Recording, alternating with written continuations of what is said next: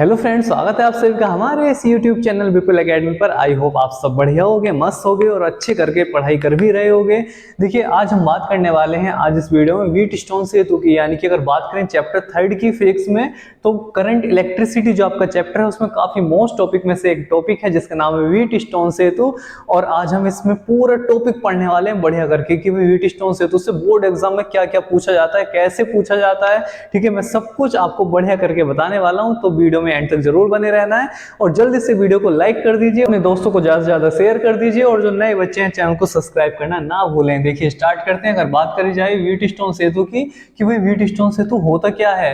ठीक है, तो आपके सामने ये जो परिपथ दिखाई दे रहा है भैया, यही व्हीटस्टोन सेतु है। यानी कि अगर कोई चतुर्भुज के रूप में आपको अगर 4 प्रतिरोध लगे हुए दिखाई दे रहे हैं तो व्हीटस्टोन सेतु की कंडीशन बन रही है। बस ध्यान क्या रखना है, ध्यान ये रखना है कि व्हीटस्टोन सेतु क्या है। कि व्हीटस्टोन सेतु भैया, सबसे पहली बात है कि ये होता क्या है, ये पता होना चाहिए आपको। तो व्हीटस्टोन सेतु क्या है कि ये एक अज्ञात प्रतिरोध ज्ञात करने का उपकरण होता है। ठीक है, यानी कि एक ऐसा यंत्र होता है जिसके द्वारा हम अज्ञात प्रतिरोध ज्ञात कर सकते हैं। और वो भी कब, जब प्रतिरोध चतुर्भुज के रूप में लगे हुए हों और संतुलन की अवस्था में हो। यानी कि उनका रेशियो अगर बराबर है तो क्या होगा कि व्हीटस्टोन सेतु की कंडीशन बनेगी। और ये जो व्हीटस्टोन है ना, ये एक वैज्ञानिक का नाम है।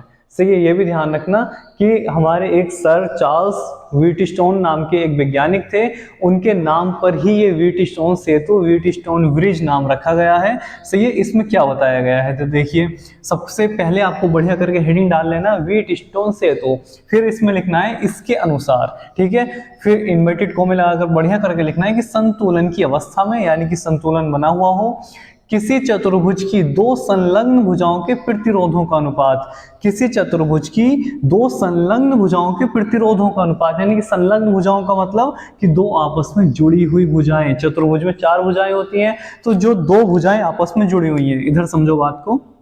मान लिया ये एक चतुर्भुज है आपका, तो 2 भुजाएं, एक भुजा ये हो गई, एक भुजा ये हो गई, कि 2 आपस में जो जुड़ी हुई भुजाएं हैं उन्हें संलग्न भुजाएं कहा जाता है। जैसे ये भुजा इसके साथ जुड़ी हुई है और ये वाली भुजा इसके साथ भी जुड़ी हुई है, तो ये दोनों भी संलग्न भुजाएं हो सकती हैं और ये दोनों भी संलग्न भुजाएं हो सकती हैं। ठीक है, तो कोई सी एक साइड में हमें लेकर चलना है। तो मान लिया अगर हम इधर से चलते हैं कि जैसे मान लिया ये है P, ये है Q और ये है R और ये है S, तो 2 संलग्न भुजाएं, तो मान लीजिए ये वाली भुजा और ये वाली भुजा। ठीक, कि किसी चतुर्भुज की 2 संलग्न भुजाओं के प्रतिरोधों का अनुपात, तो इसका प्रतिरोध है P, इसका प्रतिरोध है Q, यानी कि P/Q। ठीक, शेष 2 संलग्न भुजाओं के, अब जो शेष बची 2 संलग्न भुजाएं, अब कौन सी बची, एक ये बची और एक ये बची। जब हम ऐसे करके चलें तो नीचे भी ऐसे ही करके चलेंगे, ध्यान रखना। ठीक है, तो 2 शेष जो संलग्न भुजाएं हैं, एक भुजा ये हो गई, एक भुजा ये हो गई। ठीक, तो इन दोनों के प्रतिरोधों के अनुपात के बराबर होता है। कि भैया कि अगर चतुर्भुज के रूप में 4 प्रतिरोध लगे हुए हैं, ठीक है, तो चतुर्भुज की 2 संलग्न भुजाओं के प्रतिरोधों का जो अनुपात होगा वो अन्य 2 संलग्न भुजाएं जो बची उनके प्रतिरोधों के अनुपात के बराबर होता है। यानी कि P/Q करें तो P/Q किसके बराबर होगा, R/S के बराबर होगा। ठीक है, P/Q इक्वल टू क्या होगा भैया, R/S होगा। क्लियर है बात। अगर हम भुजाएं ये ना लेकर ऐसे ले लें तो P/R बनेगा, P/R इक्वल टू Q/S बनेगा, क्योंकि ऐसे संलग्न भुजाएं लेंगे तो शेष 2 संलग्न भुजाएं अब ये बची। ठीक है, तो बात वही है, R यहां ले लो, Q वहां पहुंचा दो, भैया आ गया P/R और Q/S। ठीक है, कैसे भी कर सकते हो, कोई दिक्कत वाली बात नहीं है। बस ध्यान रखना कि संलग्न भुजाएं जैसे एक तरफ की ले ली वैसे ही दूसरी तरफ की लेनी है। जैसे यहाँ पर हमने पहले इसे ले लिया, इन 2 संलग्न भुजाओं को, तो अब आगे भी इन 2 भुजाओं को ऐसे ही लेना है कि P/Q इक्वल टू R/S लेना है। क्लियर है, ध्यान रखना है बढ़िया करके। यही नियम है व्हीटस्टोन सेतु का कि भैया व्हीटस्टोन सेतु क्या होता है। तो इसके अनुसार आपको बढ़िया करके लिखना है कि संतुलन की अवस्था में किसी चतुर्भुज की 2 संलग्न भुजाओं के प्रतिरोधों का अनुपात, 2 संलग्न भुजाओं के प्रतिरोधों का अनुपात अन्य 2 संलग्न भुजाओं के प्रतिरोधों के अनुपात के बराबर होता है। यानी कि P/Q इक्वल टू R/S होता है। ध्यान रहेगा, बिल्कुल बढ़िया करके दिमाग में छाप लेना है, बढ़िया करके लिख लेना है, इन्वर्टेड कॉमा बंद कर लेने हैं। ठीक है, और लिख देना है P/Q इक्वल टू R/S। अब बात करेंगे इसके सिद्धीकरण समीकरण की प्रूफ की। ठीक है, तो इतना बढ़िया करके लिखने के बाद बढ़िया करके आपको चित्र बनाना है। और इस चित्र में क्या है, कुछ भी नहीं है, चित्र में बस 4 प्रतिरोध दिखाने हैं। ठीक है, 4 प्रतिरोध दिखाने, ए बी सी डी नाम का एक चतुर्भुज ले लिया और उसमें पी क्यू एस आर 4 प्रतिरोधों को जोड़ दिया। ठीक है, अब जैसे, और इस पूरे सर्किट को हमने एक सेल यानी कि ई और एक स्विच के जोड़कर पूर्ण कर दिया। अब जैसे ही स्विच ऑन किया तो भैया यहाँ से धारा निकली बैटरी से और ये धारा यहाँ पहुंची बिंदु ए पर पहुंच गई। जैसे बिंदु ए पर पहुंची तो ऐसे 2 रास्ते दिखाई दिए। ठीक है, ऐसे 2 रास्ते दिखाई दिए, तो 2 रास्ते दिखाई दिए तो कुछ धारा इधर चली गई, कुछ धारा इधर आ गई। मान लिया I1 धारा इधर चली गई, I2 धारा इधर आ गई। ठीक, तो अगर मान लिया जाए कि एक बंद पास ये है और एक बंद पास ये है, ठीक है, यानी कि इन्हें लूप में चेंज कर लिया जाए, बंद कुंडली बना लिया जाए, तो एक बंद लूप ये बना, एक बंद लूप ये बना सर्किट का। ठीक है, अब भैया जो धारा है वो इस तरह से प्रवाहित की जाती है कि ये जो बीच में जी लग रहा है ना, जी का मतलब गैल्वेनोमीटर, धारा मापी, इसमें बिल्कुल भी विक्षेप ना है और आता ही नहीं है। ठीक है, इस तरह से व्हीटस्टोन सेतु काम करता है, इसलिए ही लिखा हुआ है संतुलन की अवस्था में ऐसे बैलेंस करके धारा जाती है अपने आप कि इस गैल्वेनोमीटर में धारा ही नहीं पहुंचती, भैया विक्षेप ही नहीं आता।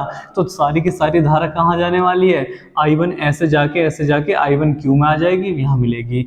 ऐसे यहाँ पे I2 ऐसे जाएगी और ऐसे पहुंच के S से होके फिर सी बिंदु पर पहुंचेगी, टोटल मिलके फिर I की I ऐसे टर्मिनल में वापस आ जाएगी। समझ गए? तो जैसी धारा यहां से पहुंची तो 2 रास्तों में बटी, एक I1 I2।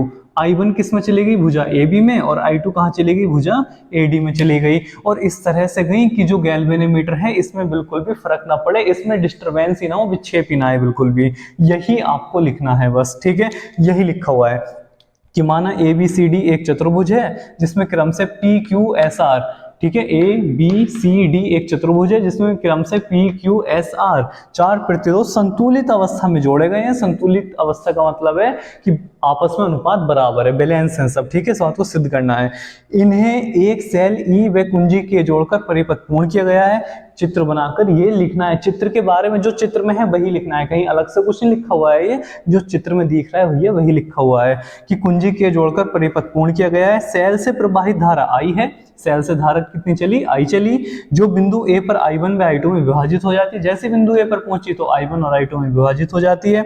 I1 जो धारा है वो भुजा AB में, I1 धारा कहाँ चली गई, AB भुजा में, और I2 धारा AD भुजा में बहती है।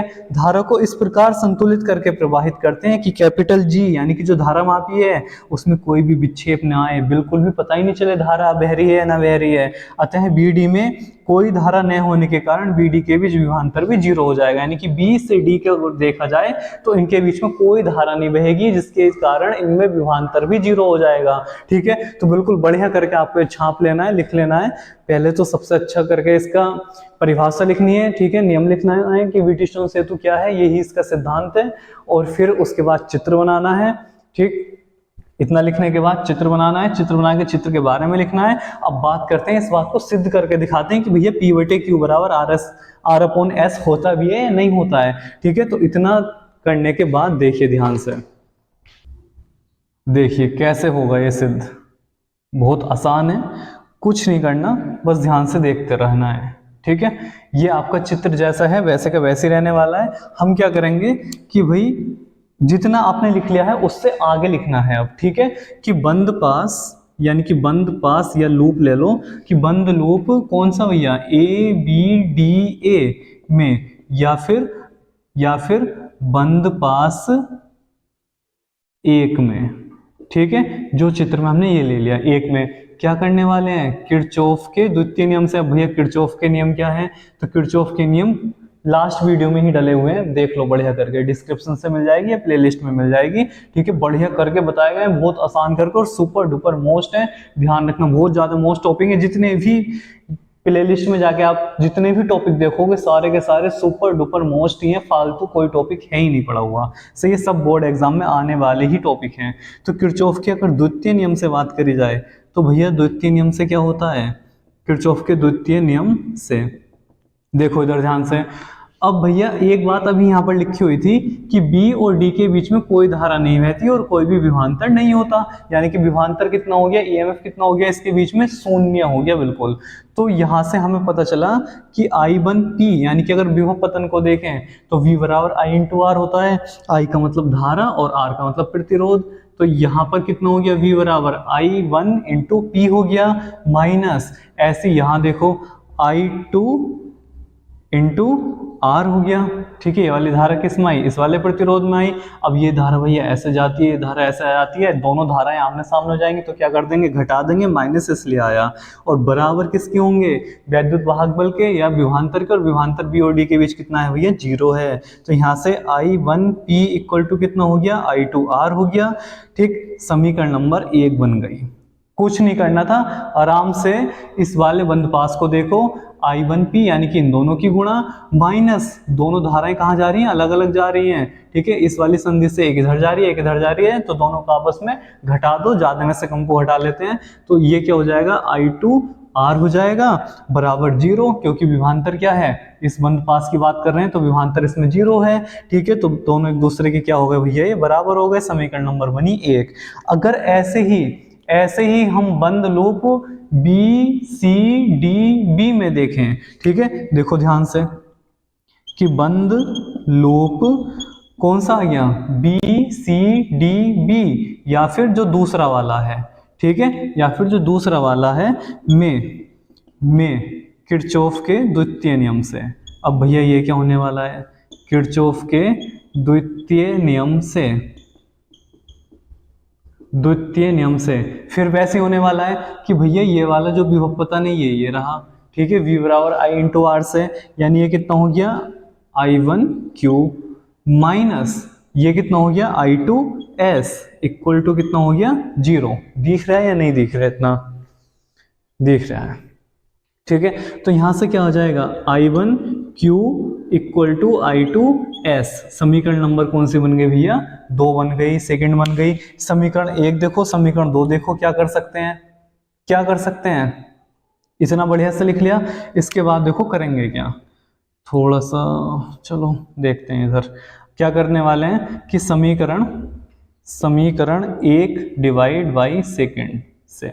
ठीक है, समीकरण 1 को समीकरण 2 से भाग कर दिया। ठीक है, समीकरण 1 को समीकरण 2 से भाग करो तो इधर की साइड को इधर की साइड से भाग हो जाएगी, इधर की साइड को इधर की साइड से भाग हो जाएगी। तो ये हो जाएगा भैया I1P upon I1Q equal to I2R upon I2S। ठीक है, इतना हो जाएगा, देख लो इधर किरचॉफ के सेकंड लॉ से। ठीक है, ये था लिखा हुआ।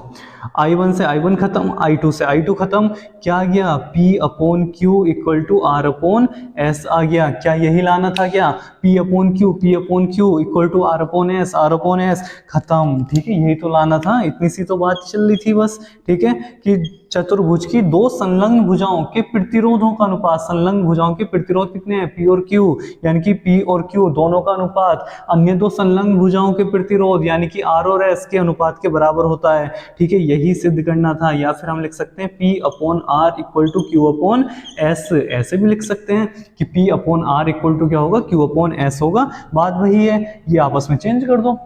ठीक है, सिंपल है, कैसे भी घुमा लो फिर तो आपके हाथ में है, बिल्कुल बढ़िया। ठीक है, ये आपको बढ़िया से नोट कर लेना है, इतना जो भी आपको दिख रहा है बढ़िया, बिल्कुल ठीक है।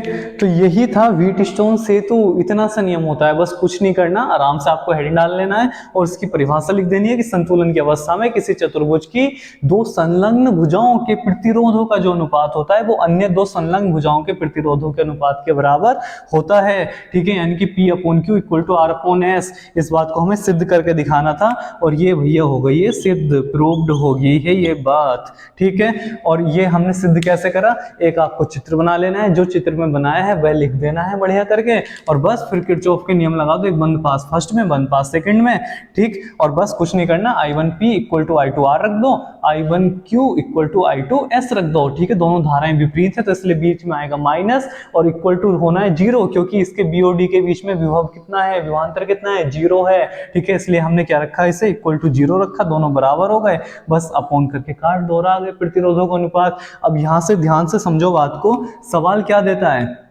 सवाल देगा कि यहाँ लिख देगा 2 ओम, यहाँ लिख देगा 2 ओम, यहाँ लिख देगा 2 ओम, यहाँ भी लिख देगा 2 ओम, और यहाँ कंफ्यूज करने के लिए लिख देगा 5 ओम, 4 ओम, ये 2 भी दे दे, कोई दिक्कत नहीं, ठीक है। तो आंख मीच के आंसर लगा देना, जितने भी चारों दिख रहे हैं वही आंसर है, ठीक है। 2 2 2 2 2 दिख रहे हैं तो आंसर 2 है, अगर 10 10 10 10 दिख रहे हैं तो आंसर 10 है, ठीक है। अब कहोगे कैसे है, तो भैया ये यहाँ से ए और बी सी के बीच में पूछेगा वो तुमसे, तो यहाँ से यहाँ गए तो ये दोनों कौन से क्रम में हो गए, श्रेणी क्रम में, तो 2 और 2 कितने हो गए भैया 4। ऐसे यहाँ से यहाँ गए तो 2 और 2 कौन से क्रम में हो गए, श्रेणी क्रम में, श्रेणी क्रम में सीधे सीधे जुड़ जाता है, तो ये भी कितना हो गया 4 हो गया। और फिर ये एक दूसरे को गए समांतर क्रम में, तो 1/4 प्लस 1/4 कितना आ गया, 1/r का मान, तो ये आ गया भैया कितना आ गया, 4 एलसीएम ले लो, 1 प्लस 1 यानी कि 2/4, 2/4 मतलब 2, यानी r बराबर क्या आ गया 2। और यही तो मैं कह रहा हूं, जितना भी दे देगा, जो संख्याएं तुम्हें चारों दिख रही हैं वही आंसर है, ठीक है। बिल्कुल आंख मीच के गुणा भाग ही नहीं करनी, कुछ भी कैलकुलेशन नहीं करनी, बिल्कुल मौखिक सवाल है। यहाँ लिखा हुआ आ जाए 11 ओम 11 ओम 11 ओम 11 ओम, और यहाँ लिख दे 10 ओम, ठीक है। बच्चों को भ्रमित करने के लिए, पागल बनाने के लिए यहाँ पे कुछ अलग करके लिख देता है कि बच्चे गुणा भाग में उलझ जाएं।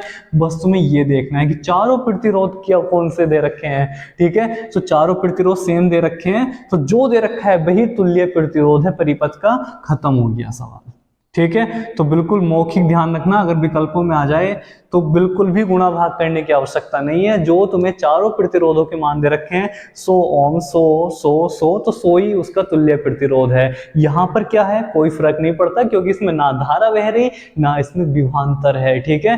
तो इससे तो मतलब ही खत्म हो गया, और यही है व्हीटस्टोन सेतु का कमाल, ठीक है। बीच में जो विक्षेप आएगा ही नहीं, जो गैल्वेनोमीटर है बेकार लगा हुआ है, इसमें बिल्कुल भी धारा नहीं बहती है। तो जब धारा ही नहीं बह रही तो ना तो प्रतिरोध हो गया, ना इसमें वोल्टेज रही, कुछ नहीं रहा, बस इनसे ही मतलब है, ध्यान रखना, सही है। अगर 4 प्रतिरोध बिल्कुल संतुलन में एवरेज मतलब रेशियो बराबर करके दे रखा है, तो जो बीच वाला है बेकार है, ठीक है। व्हीटस्टोन सेतु की शर्त लग जाएगी, ये संतुलन में आ गए तो बीच का ये जो लगा हुआ है खत्म, बेकार, ठीक है। ध्यान रखना बिल्कुल बढ़िया करके। तो अच्छे से वीडियो को समझ लेना है, अपनी नोटबुक में अपने अच्छे से नोट्स में जो आप बना रहे हो नोट कर लेना है, और कहीं कोई दिक्कत है तो तुरंत कमेंट बॉक्स में जाके मैसेज कीजिए, आपकी समस्या का समाधान भी किया जाएगा। और अपने दोस्तों को शेयर कीजिए ज़्यादा से ज़्यादा, और जो नए बच्चे हैं चैनल को सब्सक्राइब करना ना भूलें। और मिलते हैं जल्दी ही नई वीडियो में नए टॉपिक के साथ, तब तक अपना ख्याल रखें, मस्त रहें, पढ़ते रहें, ठीक है। और पढ़ाई बिल्कुल जी और जान से करें, मेहनत के साथ करें पढ़ाई अपनी, ठीक है। Thank you.